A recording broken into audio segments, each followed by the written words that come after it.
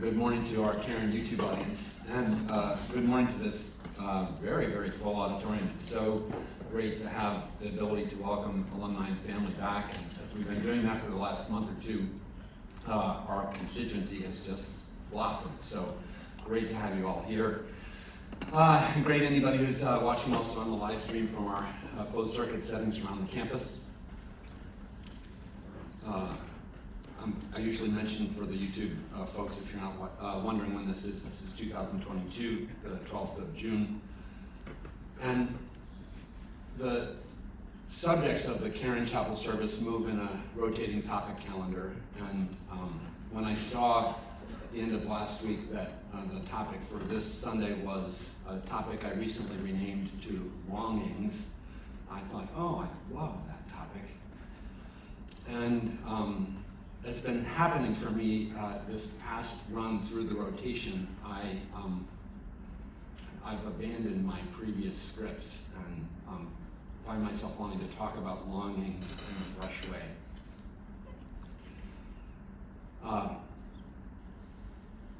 It occurred to me really only yesterday that longings begin in the womb with pickles and potato chips and peanut butter and the other conventional cravings that we seem to be able to induce in our moms. And, I've been told that apparently whatever it is that the mother craves when the child is in the womb often is a thing that the child will be fond of in their adulthood. So that's a mysterious but interesting sort of weird connection, right? And but there is a way in which we are longing animals. We are fundamentally wired to yearn. And in developing over the course of a human life, I'd like to propose that there are seasons of longing if we live long enough to make our way through them, and if we mature long enough to awaken to them. And so maybe some of us don't make it all the way through this triple journey, but moving from the womb and its cravings induced in the birth mother, in our childhood and infancy, the yearning that we have is to be loved. And we know this. We know that infants' failure to thrive is associated with lack of nurturance, and that this is primal and fundamental in a way that was misunderstood years ago. The great theorist about human needs, Abraham Maslow, identified love as a second-order need and not a survival need. But more recently, in the understanding of human needs, we've come to realize that, no, we actually do really need to be loved. And this is especially true in the period of time when we're so infantile and dependent. I jokingly, in a lecture I do that's longer, I like to talk about the baby being born as if it was an uncooked meatloaf. And it's totally not ready for prime time yet. And the level of dependency is so high that it's almost surprising we're not marsupial, right? Because we swaddle the child and we take care of the child, and if that swaddling doesn't happen and the skin-to-skin contact, all these things that were part of our ancestral heritage that we got away with sort of modern medicine have turned out to be unwise, and infancy depends on this provision of tender, loving care. And it takes a long, long time. I don't know what exactly the age was, but I do remember walking down the driveway as a young kid telling my parents I was done with the family and I was leaving. And I have this imagination of my mother standing in the kitchen window watching me parade down the driveway and thinking, well, he's got no money, he's got no credit cards, he's got no, he'll be back. And my notion was, I don't need them and I don't want them, and I hate you, and all those sort of, I think it was pre-adolescent, but very adolescent sort of tantrum behavior was a rebelling against my need for this love. But I will say, I'm embarrassed to say, I have I'm not sure I've ever gotten over my needy dependency. And the very fact that when I went into pursuit of ministry, my first wife accused me of going for the open mic, tells you I have an issue with approval seeking. So that is a first longing. But I think as human beings mature and develop, if they are fortunate enough, they awaken to a second need, which is a longing to love rather than to be loved. And to provide this mystical ingredient to somebody else or some others.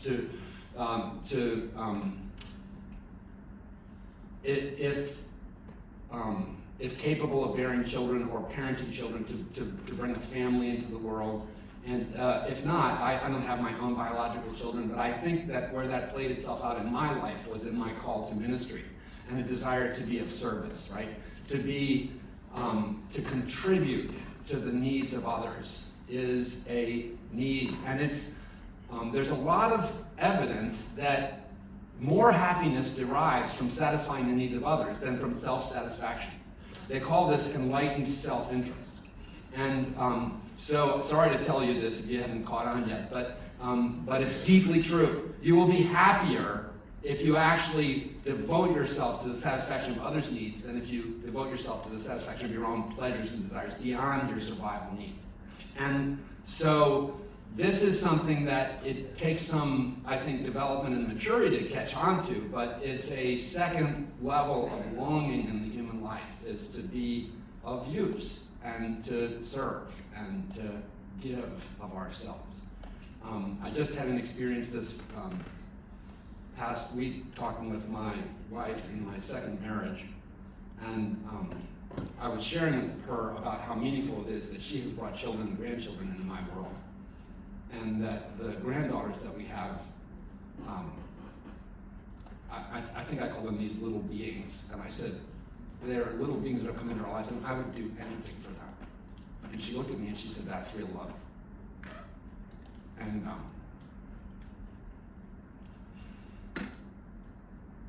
so this is a thing that happens to us if we're blessed to get there. And then a third order of need, of longing that I think happens in the human being, is a longing that is on the horizon of the ending of our lives. A longing for safety in eternity, and whatever that means, right? A longing for God, and a longing for eternal comfort and rest. If nothing else, I had a friend early in my move out of atheism into seminary. One of my friends was very sick and eventually died from the treatment that tried to save his life. And I was visiting him at GBMC in Baltimore, and Doug was talking about his lack of belief in God, but a near-death experience that he'd had in the what do they call those things? It wasn't stem cell, but anyway, they did a bone marrow transplant. So in the sequela of the bone marrow transplant, he had this experience of oblivion. And what he came out of that experience of oblivion was telling me at least it wasn't awful, and that he felt he could put himself in a situation of comfort as he faced death, if death were simply eternal rest. And I want more than that, I'll confess, and I allow my faith to bring me a promise of more than that, and I have, in watching many people cross the horizon of death, and in having many of my own loved ones now pass beyond the veil, and I feel like be present to me, I allow myself to believe that there is more than we understand beyond the mystery of the final passage. But this is a longing that expresses itself in the human condition. And sometimes it's the desire for immortality or whatever, but it's this ultimacy of yearning. I was in an AA meeting yesterday, and I mentioned in the AA meeting there was some correspondence between the founder of Alcoholics Anonymous and the great psychoanalyst Carl Jung. And Carl Jung wrote to Bill Wilson about what he believed is that human beings have a fundamental yearning that is a yearning for God. And Carl Jung quotes the Psalms, the Jewish poetry, in the 42nd Psalm, "As the deer pants for water, so my soul longs for you," is the opening of that psalm. And this idea that just as an animal needs liquid nourishment, so our souls crave for this ultimate relationship. I spent more time on all that than I was thinking I would, but I'm glad I did, because I think we are driven by these longings. And if you think about the 3 longing seasons that I was talking about and what happens to us if they are frustrated, in the first case, if I need love and I feel like I'm not getting it, it's very easy for me to think I'm unworthy of it. And I develop this fundamental insecurity. My guess is if I asked if anyone in the room has ever known a sense of fundamental insecurity, all of our hands would go up if we were honest. Because I think that it's just a part of being human, is this worry that we are not fundamentally fully lovable. And it can prey upon us no matter how much gosh darn psychological work we do. The fear of inadequacy and of insufficiency and of acceptance, of lack of acceptance, is what I think is where that goes. So insecurity comes from an inability to fully meet the first set of needs. And from the second set of needs, loneliness.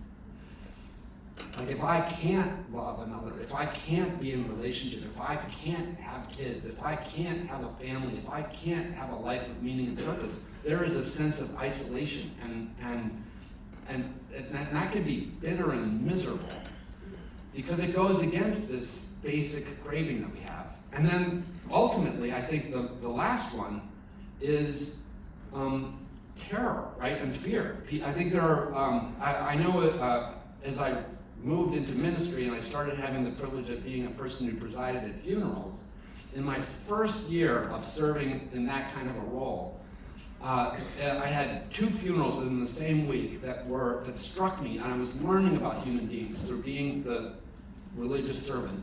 And what was so incredibly different about the 2 funerals was that the funeral for one matriarch was for a woman who had no faith and who rallied and fought against the threat of death with bitterness and anger that death was coming. And even her children and her loved ones had sort of acquired this terror of what it meant for her life to be over. And then, by contrast, I had this family where there had been a patriarch who had died, and he exemplified this hope in eternity that was in the family system. And the 2 deaths were striking, because one was a death of fear and terror and emptiness, and one was a death filled with amazing grace and hope and eternal reception to the loving arms of a God who brings us home. And so, if our longings are not satisfied, then we exist in this discontented state where insecurity, loneliness, and fear can be profound drivers. And yet, we don't stop craving, right? And along the way, we find out, it goes back to the infant pickles and ice cream thing, we find out that there are substances and behaviors which stimulate the pleasure and satisfaction chemistry of the brain for a moment. Dare I say, I always get myself in trouble, but masturbation, sorry if that offends anybody, chocolate, Facebook likes. We exist in a period of time where there are innumerable ways of trying to slake the thirst and to feed the hunger of the unsatisfied beast within. And there is a myth that all of these, or many of these, will actually nourish the need, which is absolutely, sadly, deeply untrue. And to carry it to like the epitome, I think our fundamental needs are intimacy related. Not only to be loved and to love, but to be in relationship with God. Or these are intimacy needs. And one of the things I was privileged to do, Caron sent me several years ago to get training. I'm trained and certified as a pastoral sex addiction professional. And many who would know that there was such a credential, but there is. And in working as a pastor with clients who have sex addiction issues, it has been profoundly meaningful for me to realize that my client has gone to paid, casual, and secret sex encounters out of this desperate yearning to have intimacy, only to report in almost every case that on the other side of the encounter they feel emptier and more shame rather than deeply fulfilled.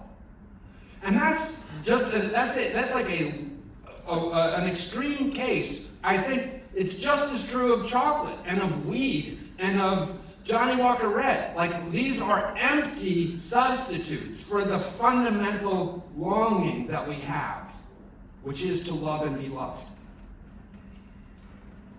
And the cravings that we learn from our addiction scientists are so crucial in this field of medicine are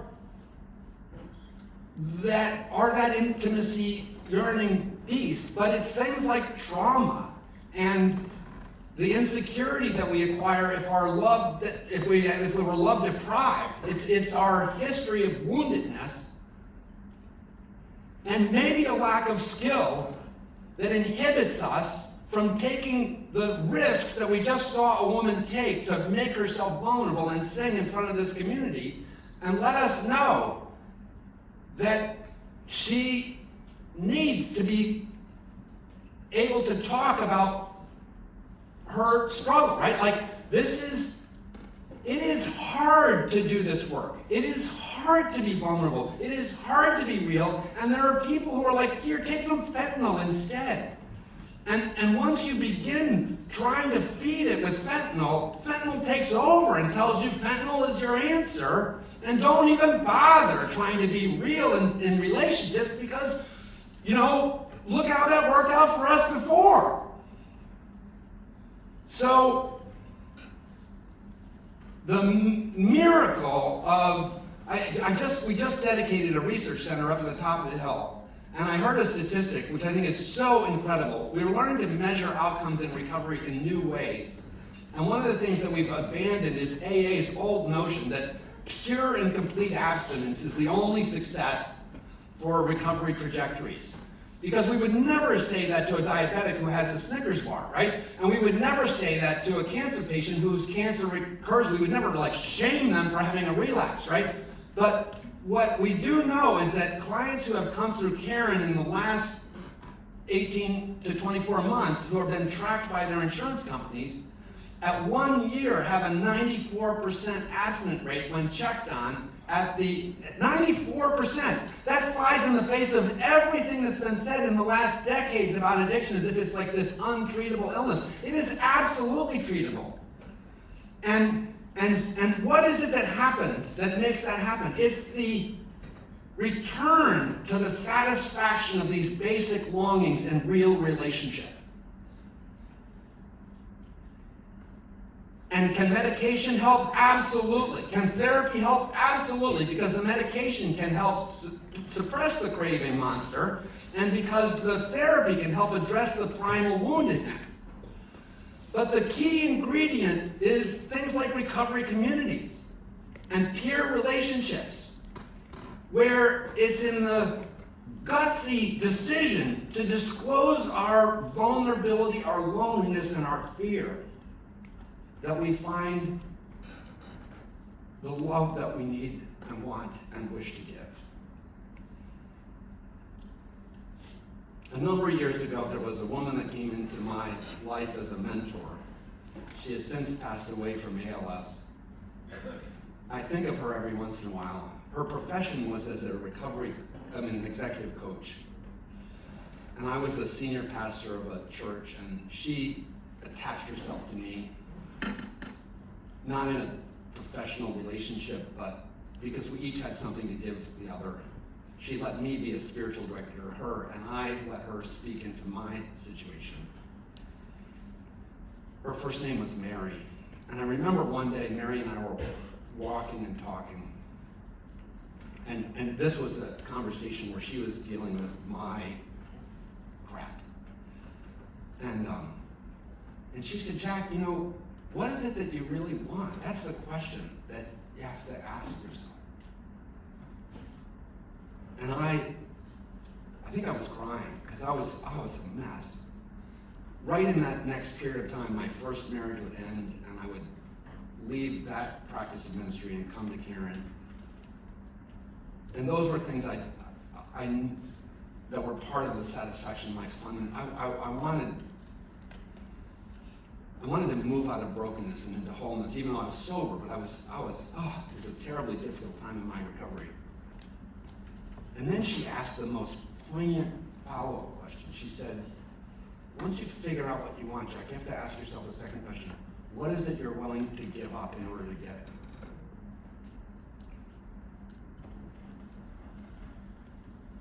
And there's an adage in recovery, which is we give up one thing in order to have the possibility of getting everything. And for some of us, it's more than one thing. But this is it, right? This is a moment in which the question before us is, are we ready to honor the fundamental longings that we are made to have and fight against the substitute longings which will never satisfy us and in fact demean and degrade our lives and hurt ourselves and other people. So I pray for all of us that we can make that turn. And it's not that cravings go away, it's that we move to nobler and better craving. And in that we find the fulfillment of who we are and are meant to be. Thanks very much.